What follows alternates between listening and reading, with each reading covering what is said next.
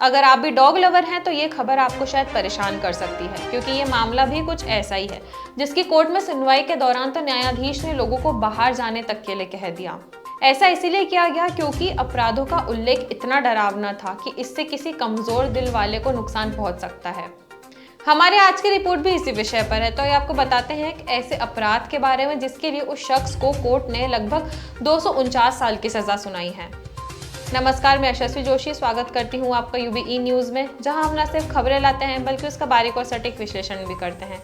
शायद आप लोगों को याद होगा, पिछले साल ब्रिटेन के एक मगरमच्छ विशेषज्ञ ने स्वीकार किया था कि उसने कुत्तों का दुष्कर्म किया है। इतना ही नहीं, मानवता की सारी हदें पार करने वाले इस शख्स ने अपने कारनामों का न केवल वीडियो बनाया था बल्कि उन्हें सोशल मीडिया पर पोस्ट भी किया था। हाल ही में इस मामले में फिर सुनवाई हुई। अदालत दोषी को सजा देने ही वाली थी कि उसके वकील ने एक नई रिपोर्ट पेश कर दी, जिसकी वजह से एक बार फिर सुनवाई टल गई। अब इस मामले की सुनवाई अगस्त में होगी। ऐसा नहीं है कि यह कोई अनपढ़ व्यक्ति था। बीबीसी और नेशनल ज्योग्राफिक के साथ काम कर चुका एडम ब्रिटेन का प्रमुख प्राणी विज्ञानी है। उसने पिछले साल ऑस्ट्रेलिया की एक अदालत में अपना अपराध स्वीकार कर लिया था। उसने बताया था कि उसने दर्जनों कुत्तों को तब तक प्रताड़ित किया जब तक वो मर नहीं गए।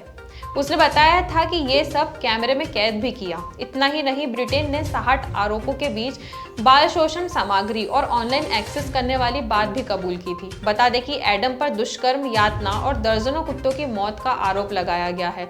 उसे 249 साल की जेल हो सकती है। स्थानीय मीडिया के अनुसार सुप्रीम कोर्ट में जब इस मामले की सुनवाई हो रही थी तो न्यायाधीश ने लोगों को बाहर जाने के लिए कहा। ऐसा इसीलिए किया गया क्योंकि अपराधों का उल्लेख इतना डरावना था कि इससे किसी कमजोर दिल वाले को नुकसान पहुंच सकता था। उन्होंने इस पूरे कृत्य को जानवरों के प्रति भयावह क्रूरता करार दिया। जब लोग अंतिम फैसले का इंतजार कर रहे थे, तभी एडम के वकील ने एक नई रिपोर्ट पेश करके हलचल मचा दी। वकील ने न्यायाधीश से इस रिपोर्ट पर विचार करने का अनुरोध किया और रिपोर्ट में कहा गया कि जेल में मनोवैज्ञानिक द्वारा करीब 30 घंटे तक उसका इलाज किया गया। इसकी रिपोर्ट में उसकी मौजूदा मानसिक स्थिति के बारे में बात की गई है। अपने मुंह वकील की सजा में कमी करने का अनुरोध करते हुए वकील ने कहा कि ये एक इंसान है जो बचपन से ही इस बीमारी से पीड़ित है और ये उसकी गलती नहीं है। ये महत्वपूर्ण है कि न्यायाधीश, ये विशेष बीमारी समाजों में एक अजीब सी स्थिति पैदा कर देती है। समाज के लोग ऐसे लोगों को अपने बीच में जगह नहीं दे पाते हैं। मुझे उम्मीद है कि अदालत ये स्वीकार कर सकती है कि वयस्क होने तक इस बीमारी के साथ जीना और इसे संभालना बहुत मुश्किल रहा होगा। इससे पहले पिछले साल हुई सुनवाई के दौरान अभियोजकों ने कहा था कि एडन की साल 2014 से जानवरों में रुचि थी। उससे अपने पालतू जानवरों के साथ साथ उन कुत्तों का भी शोषण किया था जिससे मालिकों द्वारा छोड़ दिया गया था।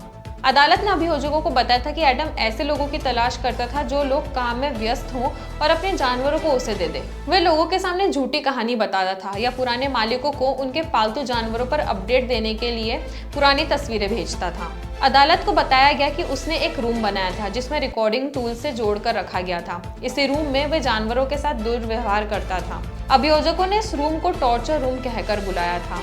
बता दें कि जूलॉजी में पीएचडी करने वाले और चार्ल्स डार्विन विश्वविद्यालय में एकेडमिक प्रोफाइल पर काबिज एडम ब्रिटेन को साल 2022 में उत्तरी क्षेत्र की पुलिस ने एक ऐसे ही घटना का वीडियो देखने के बाद उसे गिरफ्तार किया था। अपराधी को दिसंबर में सजा सुनाई जाएगी। रिपोर्ट में कहा गया है कि गिरफ्तारी से पहले 18 महीने में उसने 42 कुत्तों को प्रताड़ित किया, जिनमें से 39 की मौत हो गई। तो यह थी हमारी आज की खास रिपोर्ट, और आपको यह कैसी लगी अपने विचार हमसे जरूर साझा करें। वीडियो पसंद आए तो उसे लाइक और शेयर करें, साथ ही चैनल को सब्सक्राइब जरूर करें। यूबीई न्यूज़ आपके लिए लाता रहेगा देश विदेश से जुड़ी ऐसी ही खबरें। तब तक के लिए धन्यवाद।